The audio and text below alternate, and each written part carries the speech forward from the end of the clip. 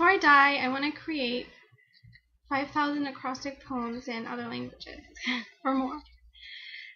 I mean, 5,000 or more.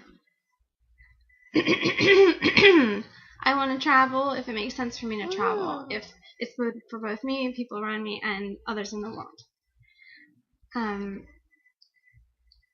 I want to spend time with friends and family,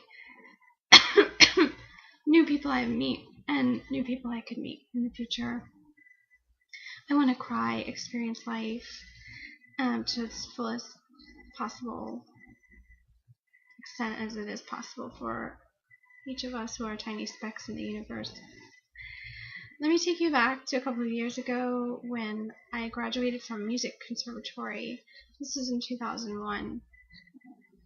I had this music degree, and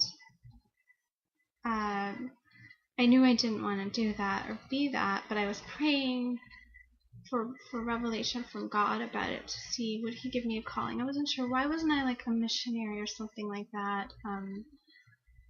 Although I knew I hadn't attended a Christian school, and I wasn't receiving revelation in the way that I thought, it was possible to. And I was praying morning, noon, and night all throughout this time, which is now several years ago. But I had $27,000 worth of student loans to pay back, and I had read the scripture verse, "A borrower is a servant to the lender," and I interpreted that to mean that, we really shouldn't have debt. We should pay back these loans quickly, or I would be a servant to the wrong people in life. So that's why I did that and moved home with my parents, and it took me a lot longer than I thought to achieve things that I was sort of hoping for, but wasn't sure if that was all right. And maybe it wasn't, but let me just tell you about it anyways. Okay.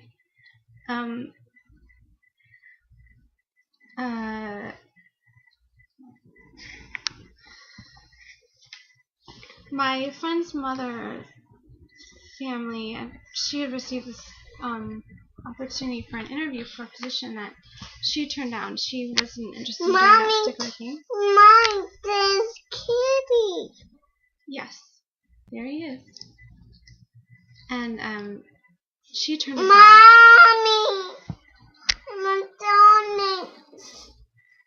Can you say something else beside that? Like, why don't you say strawberries or fruit or vegetables? Say, Mommy, I want vegetables. I want donuts, Mommy. What, do you want to be a police officer and eat donuts? That's a stereotype. I want donuts. Okay,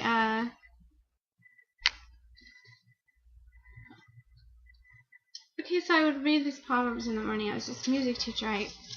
They had given me this interview, and I received this job for a year.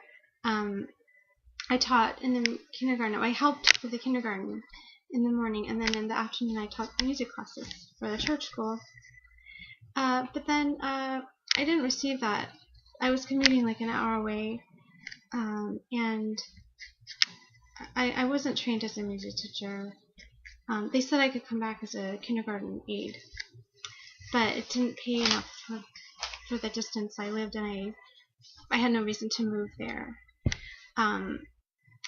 Also, it was a very, poor school. They couldn't afford to pay people a whole lot. So, and I still had this desire to go back to school, though I needed to get a job and figure out how was I going to earn enough money to pay rent. I didn't know of God. I was praying also at the same time. I still had this desire to write. I wanted to study creative writing. So while I was working a series of minimum wage jobs, I had taken creative writing classes to help me prepare a manuscript for a writing program. And I wasn't the best creative writer.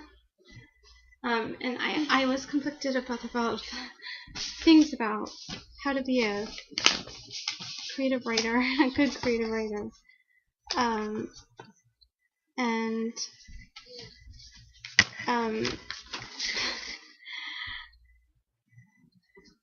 I had spent so many years in music, so I didn't know if it was okay to proceed in a different direction. I did not have all the necessary materials and recommendations to apply to a more advanced creative writing program, so I needed the manuscript and recommendation letters. Okay, and then I also tried to get credentials to become a teacher as well, which I was told might be a potential career. I didn't realize in all of this how important learning a second language was in the process of writing poetry. I have since come to realize that it is essential, and even perhaps the reason people write poetry anyways. Before I die, I still have this desire to write, and that is one thing I would like to do, along with meeting dazzling folks and maintaining and achieving a balanced life, balancing relationships in such a way that conflicts will remain at an all-time low.